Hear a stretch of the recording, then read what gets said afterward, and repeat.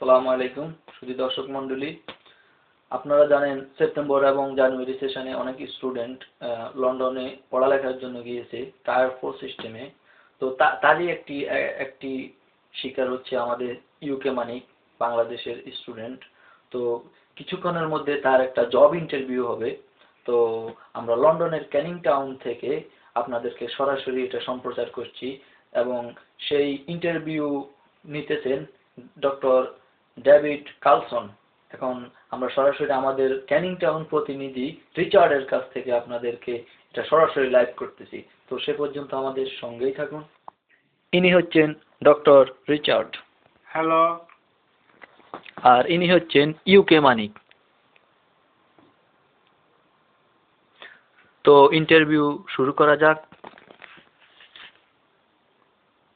তোমার নাম কি? আমার নাম ইউকে মানিক। ও, ইন্টারভিউ দিতে আসছো? দিতে আসছি। কবে আসছো লন্ডন? 17 তারিখে ভাই টায়ার পরে 7টা ধরে লন্ডনে আসছি। ও, লন্ডন কেমন লাগে তোমার এখন? ভাই খারাপ লাগে না, মাঝে মাঝে ফ্ল্যাটে যাই তো ঠিক হেঁটে যায়, কিন্তু মেয়েরা ভাই দিতে চায় না। তাছাড়া ব্রিটিশ মাইয়া তো খালি ব্যাংক আসছে। ও, জব পাইছো? না ভাই, আমার তো কোনো রেফারেন্স নাই, রেফারেন্স ছাড়া তো ভাই লন্ডনে জব হয় না। মামা খালিও নাই যে জব দিব। ও, এখন জব না পাইলে কি করবা, দেশে যাবা? তাহলে বাবা মা তো ঠ্যাং ভেঙে দিব। দেখি ফ্রান্স নাইলে পর্তুগাল চলে যাবো, আর তা যদি না হয় এখানে অবৈধ হয়ে যাবো। ভাই অবৈধ অবৈধ হলে তো ভাই পুটকি মারা খাইবা ভাই। ভাই যেদিন বাংলাদেশ আসছি ভাই সেদিন তো পুটকি মারা খাইছি, আর নতুন করে কি পুটকি মারা খাবো ভাই?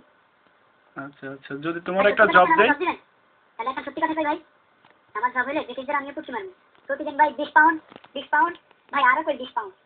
আচ্ছা ঠিক আছে, আমরা তোমাকে পরে দেখবো না। আসসালামু আলাইকুম ভাই।